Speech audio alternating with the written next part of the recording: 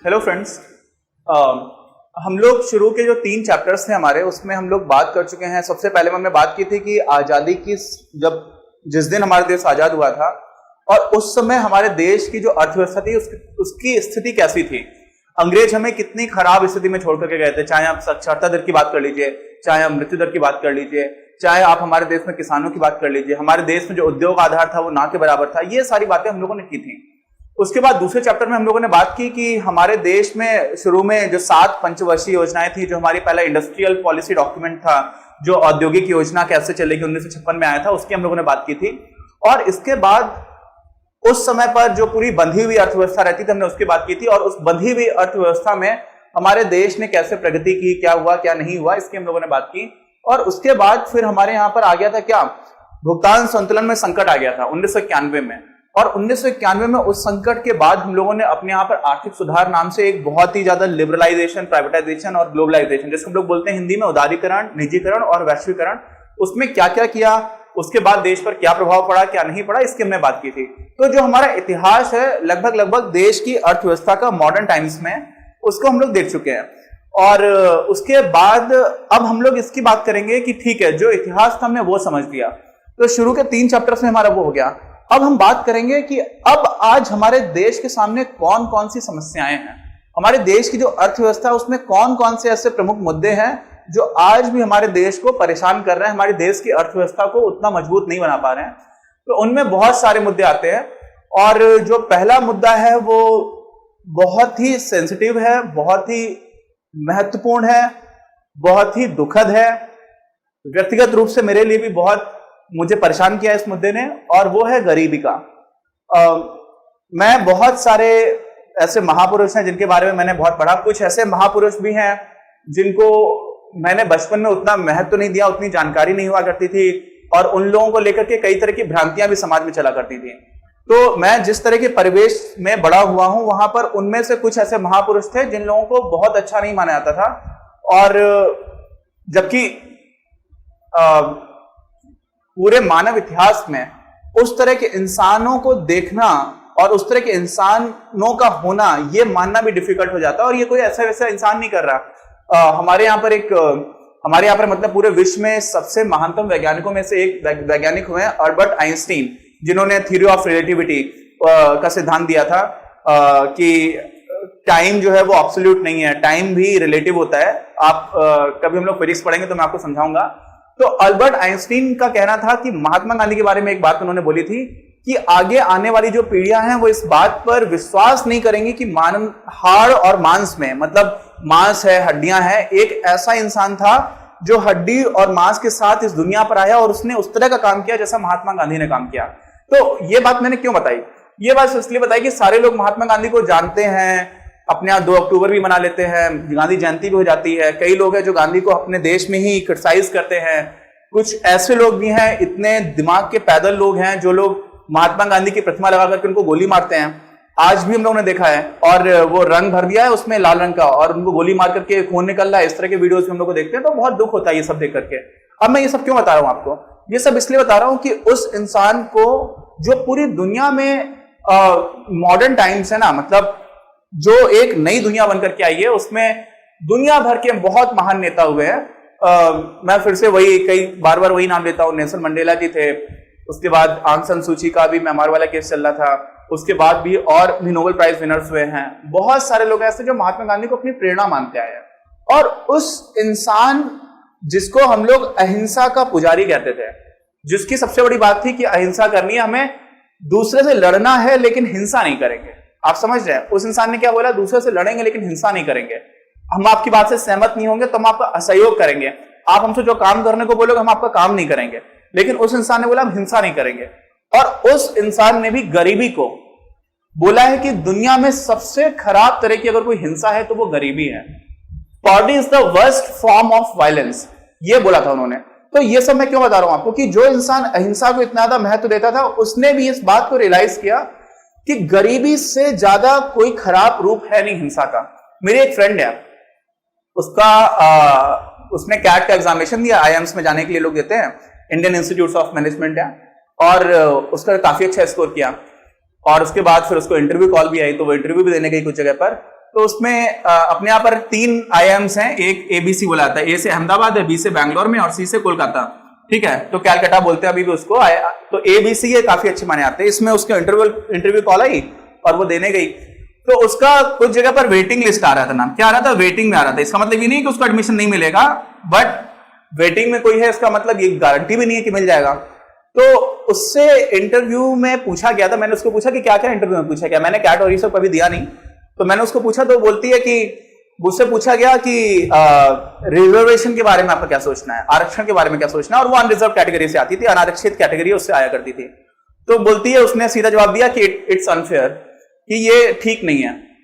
और फिर मेरी उससे काफी देर बात हुई, रिजर्वेशन ठीक है या नहीं, हम लोग राजनीति शास्त्र पढ़ेंगे, कभी उस पर भी बात करेंगे, लेकिन मेरे दिमाग में उस टाइम पर ही मैंने ये चैप्टर पढ़ा हुआ था, पहले उसी दिन मैंने ये चैप्टर पढ़ा हुआ था, लाइब्रेरी में बैठ के मैं पढ़ रहा था और शाम को मैं उससे बात कर रहा था।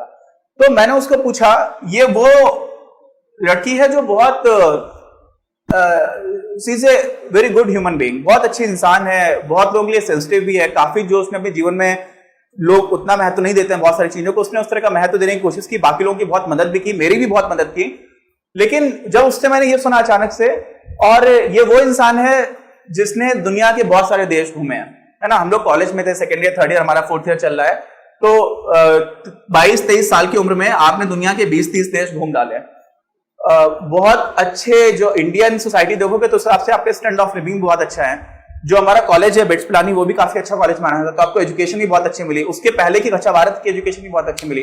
फिर आप IIMs में एडमिशन के लिए जा रहे हो, तो आपने अच्छा स्कोर किया, सब कुछ अच्छा परफॉर्म किया, और उसके बाद जब आपको आपसे कम परसेंटाइल वाले लोगों को ज्यादा चांस मिलता हुआ दिख रहा है आपको, तो आपको अचानक से लग जाता है कि ये तो अनफेयर हो रहा है, ये ठीक नहीं हो रहा है ना। लेकिन आप ये भी तो सोचो कि कितने सारे लोग हैं जिनको वो सब करने का मौका मिला जो आपको मिला, है ना। तो अपने यहाँ माइथोलॉजी में एक कहानी आती है, महाभारत में एक कहानी है कि जब अर्जुन और कर्ण की लड़ाई हो रही थी, तो अर्जुन कर्ण को ज्यादा पीछे उनके रथ को धकेल दे रहे थे अपने बाणों के वेग से, और कर्ण उतना पीछे नहीं घसीट पा रहे थे। और जो भगवान कृष्ण थे वो बार बार कर्ण की तारीफ कर रहे थे, बहुत अच्छा कर रहे हो कर्ण, बहुत अच्छा कर रहे हो। तो अर्जुन बहुत परेशान हो जाते, सोचते कि मैं तो ज्यादा पीछे उनको धक्का दे रहा हूं और आप उनकी तारीफ कर रहे हो, जबकि वो तो मुझे कम पीछे धक्का दे पा रहा है। तो फिर कृष्ण बोलते हैं कि बेटा तुम ये देखो अर्जुन, है ना, बेटा तो नहीं बोला, पार्थ बोला, कि तुम ये देखो तुम्हारे साथ रथ पर मैं बैठा हूं, है ना। अपने पौराणिक कथाओं में मतलब भगवान तुम्हारे रथ पे खुद बैठे हुए हैं, ऊपर हनुमान जी बैठे हुए हैं रथ पर पताका लेकर के, और नीचे शेष नाग ने तुम्हारे रथ को जगड़ रखा है, उसके बाद भी तुम पीछे हट जा रहे हो, है ना। तो वहां पर जो ये मेरी फ्रेंड थी, उसको मैं यही समझा रहा था कि तुम ये देखो ना कि तुमको ये सब करने का मौका भी तो मिला है। कितने लोग हैं जो इस तरह के इंस्टीट्यूट्स में जा पा रहे हैं, कितने लोग हैं जिनको इस तरह की शिक्षा मिल रही है, कितने लोग हैं जो दुनिया घूम पा रहे हैं इतनी कम उम्र में।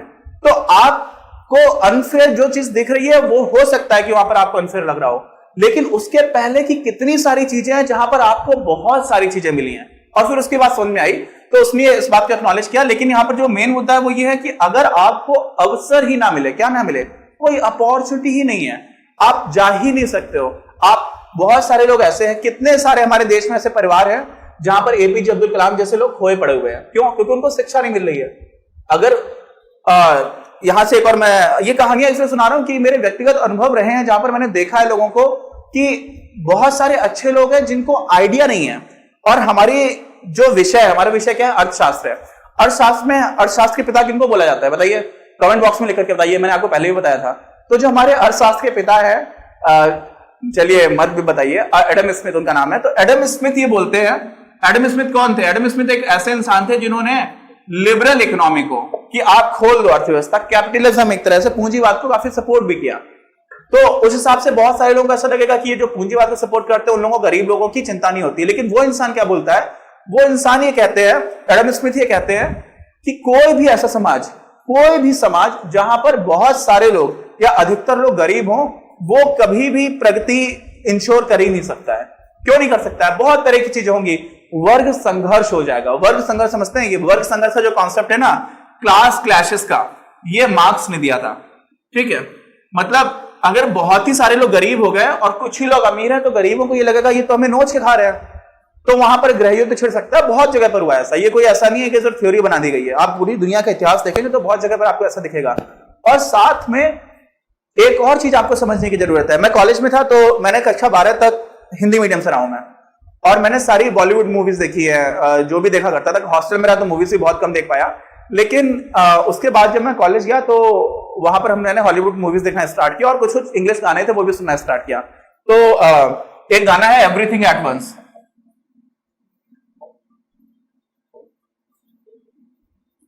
सुनिएगा, बहुत सिंपल है, माइक्रोसॉफ्ट के एडवर्टाइजमेंट में भी आता था। तो मैं वो गाना सुन रहा था और मुझे बहुत अच्छा लगा, मतलब बहुत स्वीट, बहुत हल्का हल्का अच्छा सा गाना है। और उसमें वो गाना जो गाती है वो एक सिंगर है, एक लड़की है, एक लेडी सिंगर है। और वो गाना सुनने के टाइम पर ही उस दिन क्या हुआ था, मैं कॉलेज में एक एनजीओ में पढ़ाया करता था, और उस दिन मैं एक एनजीओ में पढ़ाने गया था। तो कुछ गरीब बच्चे थे जिनको मैं पढ़ा रहा था, उसमें से एक काफी गरीब बच्ची थी, वो उसकी ड्राइंग बहुत अच्छी थी, और मेरी ड्राइंग अच्छी नहीं, आप लोगों ने देखा भी होगा मैं बनाता हूं तो कितना खराब बनाता हूं। तो काफी गरीब परिवार से बच्ची है, छोटी सी, मैं उसको पढ़ा रहा था और वो ड्राइंग बना रही थी। तो मैंने पहले तो मुझे थोड़ा सा गुस्सा आया कि मैं पढ़ा रहा हूं तुम ड्राइंग बना रही हो, लेकिन मैं देखा तो उसकी ड्राइंग वास्तव में बहुत अच्छी थी। और उसी दिन मैंने शाम को आकर के ये गाना सुना पहली बार। तो मैं ये सोच रहा था कि उस लड़की को भी अगर आप एक अच्छा माहौल दो, क्या दो, उस लड़की को भी अगर बहुत अच्छा माहौल मिलता, उसको एक अच्छा आर्टिस्ट मिलता सिखाने के लिए, कोई बहुत अच्छा टीचर, तो वो हो सकता है कि पूरी दुनिया के लिए कुछ ऐसी आर्ट बनाए जिसको पूरी दुनिया सुनकर के जिसको अच्छा लगे। क्यों?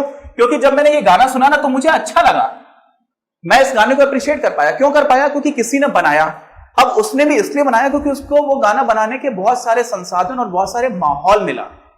और यहां पर हमारे देश में बहुत सारे ऐसे बच्चे हैं जिनको वो माहौल ही नहीं मिल रहा है। तो अगर उनको वो माहौल मिल जाए तो हो सकता है कि उसमें से कितने एपीजे अब्दुल कलाम जैसे लोग निकल सकते हैं। एक मछुआरे के परिवार में जन्म लेने वाला बच्चा जो पहले डीआरडीओ का डायरेक्टर बना, फिर हमारे देश का राष्ट्रपति बना, और ऐसे ही बहुत सारे टैलेंटेड लोग हैं। तो दुनिया में बहुत सारे रईस लोग भी हैं, बहुत पैसे वाले लोग हैं, और उनमें एक नाम है बिल गेट्स का, जो बहुत सम्मान के साथ में लेता हूं। बहुत सारे तो ऐसे रईस लोग हैं जिन्होंने अपने पिता की संपत्ति से बहुत कुछ काम किया, बहुत लोगों ने भ्रष्टाचार भी किया। बिल गेट्स ऐसा इंसान है जो बहुत ही ज्यादा डोनेट करते आ रहे हैं, बहुत ही ज्यादा।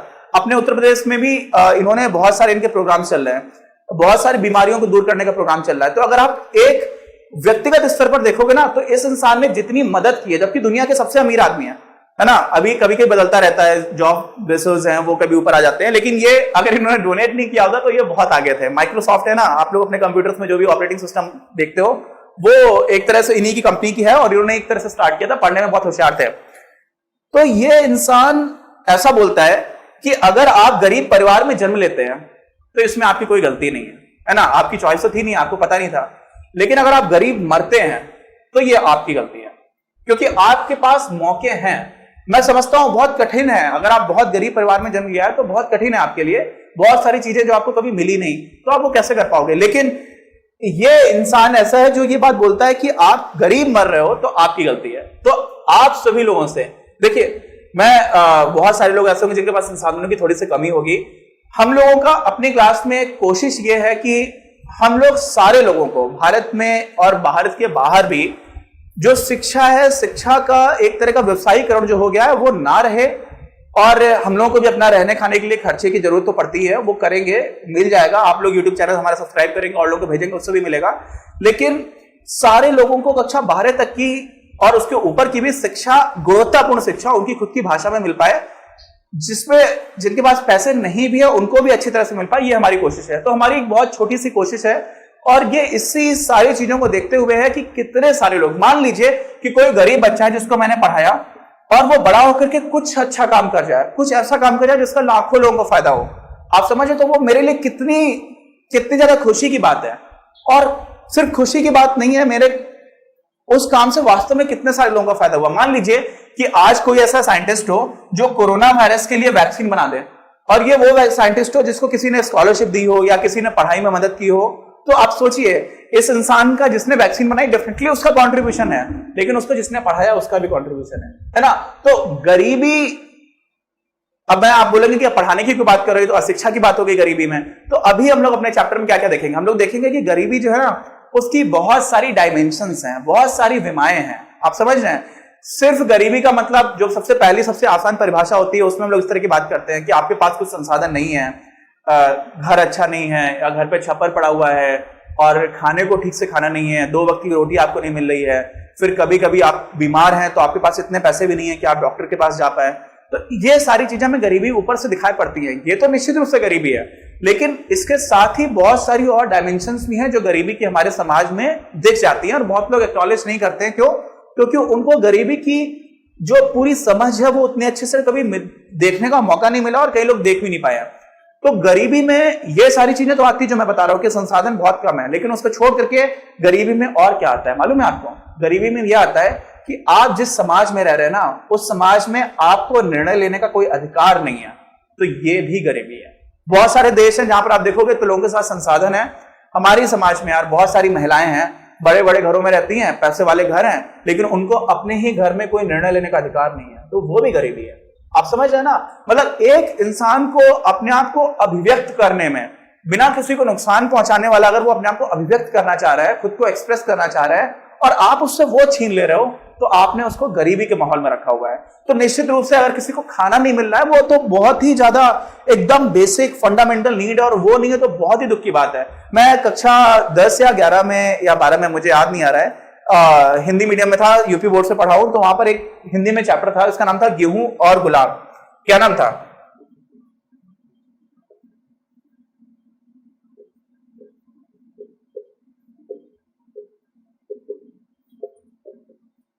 ये था चैप्टर का नाम, गेहूं और गुलाब। और इसमें बात क्या की गई थी कि गुलाब की बहुत तारीफ की जा रही है कि गुलाब ऐसा है, गुलाब वैसा है, गुलाब को ऐसे देखो तो ऐसा हो जाएगा।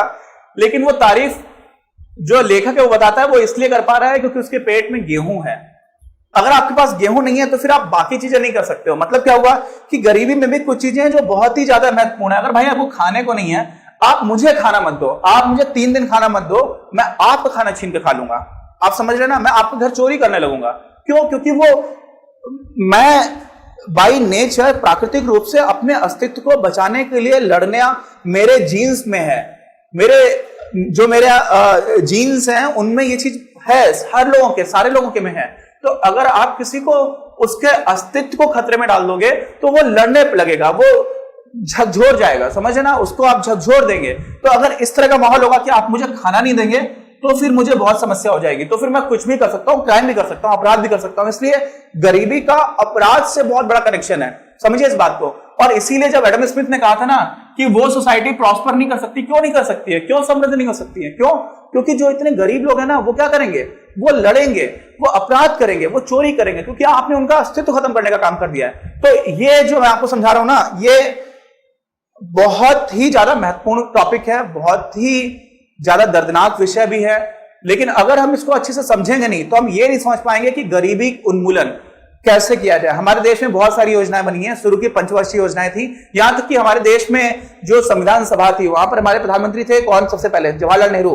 तो उस टाइम के प्रधानमंत्री थे भी नहीं, संविधान सभा चल रही थी, लेकिन सबसे बड़े नेता के रूप में उनको रिकग्निशन मिल चुका था पॉलिटिकल रूप से। वैसे तो महात्मा गांधी के सामने सारे लोग बौने दिखाई पड़ते थे, लेकिन जो राजनीतिक स्तर से पॉलिसी मेकिंग में सक्रिय थे उनमें जवाहरलाल नेहरू बहुत ऊपर पहुंच चुके थे। और वो हमारे संविधान सभा में बोलते हैं एक दिन कि देश को आजादी मिलना तो पहला कदम है। क्या है? पहला कदम है। इसके बाद तो हमें बहुत सारे चैलेंजेस हैं हमारे सामने, बहुत सारी समस्याएं हैं, जैसे कि गरीबी। गरीबी को वो पहली समस्या गिनाते हैं। इग्नोरेंस की बात करते हैं कि लोग उदासीन हैं, बहुत सारी चीजों पर ध्यान नहीं दे रहे हैं। तो ये सारी चीजें वो गिनाते हैं कि हमें इन सारी समस्याओं से लड़ना है, हमें गरीबी खत्म करनी, गरीबी उन्मूलन करना है। और हमारी बहुत सारी पंचवर्षीय योजनाएं रही हैं, जिन पंचवर्षीय योजनाओं में हमने गरीबी उन्मूलन को, गरीबी उन्मूलन समझते हैं, upliftment of the poorest of the poor, है ना? मतलब जो गरीबों में भी बहुत ज्यादा गरीब हैं उन लोगों को ऊपर लेकर के आना। ऊपर लेकर के आने का मतलब क्या? जमीन से ऊपर बैठा देना, ये नहीं। उन लोगों को आर्थिक स्थिति उनकी सुदृढ़ करना, इसकी बात की गई। और ये सारे के सारे जो भी थे ना उद्देश्य हमारी पंचवर्षीय योजना, उन सारे में ये उद्देश्य हुआ करता था।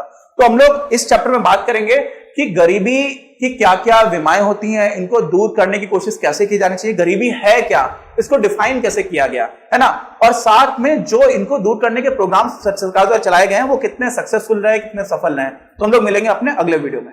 अपनी क्लास का उद्देश्य आप सभी के लिए आप ही की भाषा में गुणवत्तापूर्ण शिक्षा उपलब्ध कराना है।